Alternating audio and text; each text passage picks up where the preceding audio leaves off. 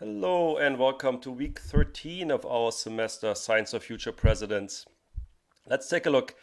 So here is my website.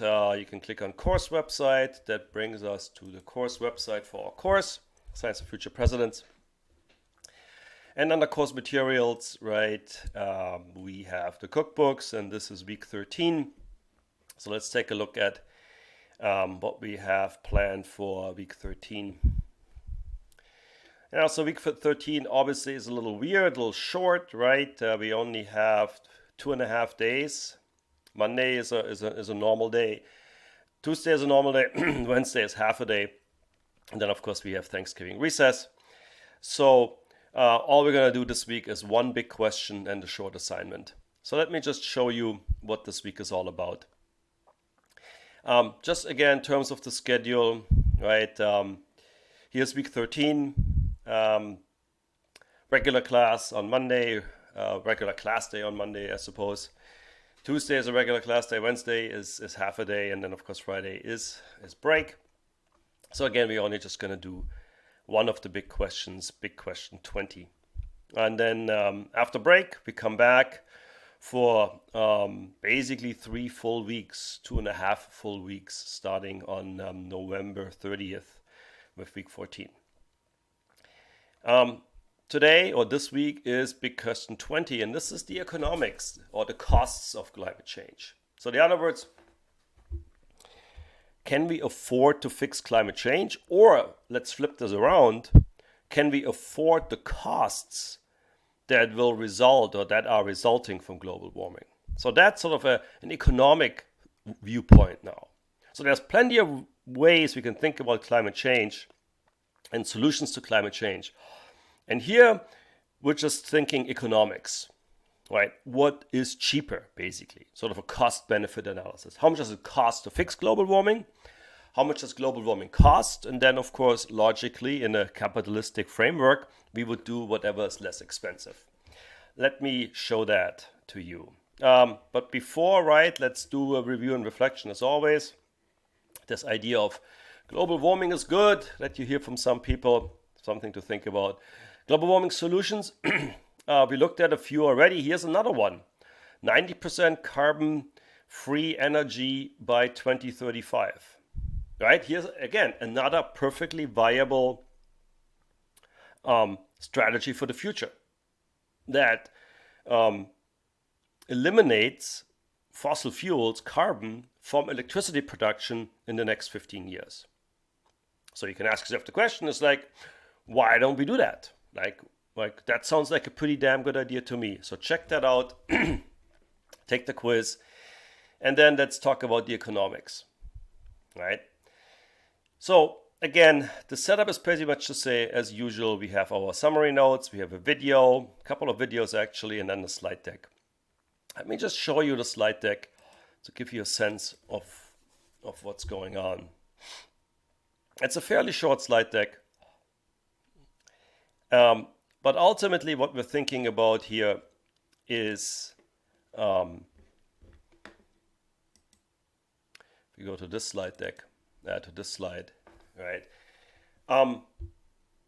Climate change costs money. That's assumption number one. That's what we call the social cost of carbon, right? Assumption number two, fixing climate change also costs money. So mitigating climate change costs money, adapting to climate change costs money. And then, of course, we have to think about costs versus benefits.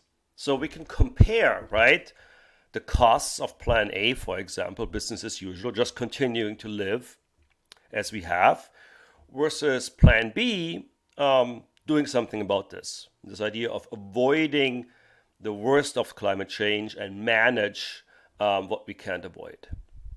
So that's the economic framework you can think of here. And then, the slide deck gives you some nice resources here, videos, information. What is the social cost of carbon? How can we think about the costs of climate change? One analogy here is buying a car, right? There's an activity here which you obviously don't necessarily need to do, but an interesting map here thinking about, economically speaking at least, who wins and who loses in the United States from global warming, right? Where are the economic gains? where are the economic losses? So check out that slide.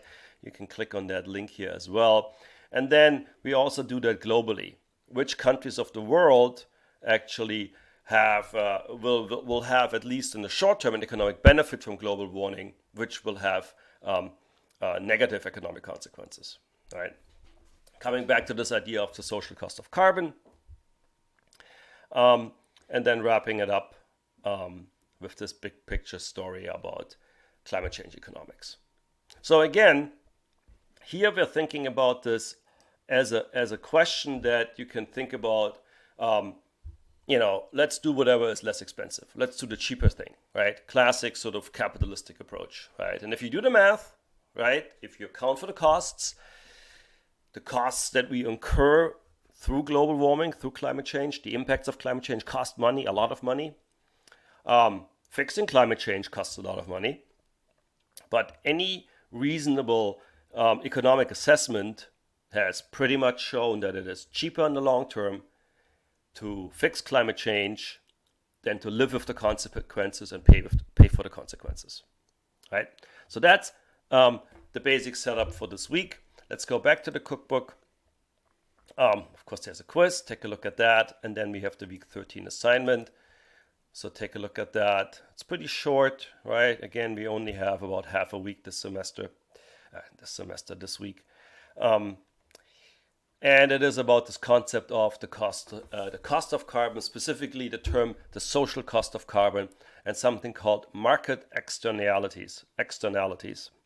Right? So the basic economics of global warming. So got some resources for you, and then you can explain the terms, illustrate them with an example, and include a figure. Okay. That's what's in store for week 13. Let's go back to the cookbook, scroll all the way up. Here we are. And yeah, check it out. It's on the website. I hope you have a nice break over Thanksgiving, and then we'll see you again in the with week 14 after Thanksgiving. Thanks for watching.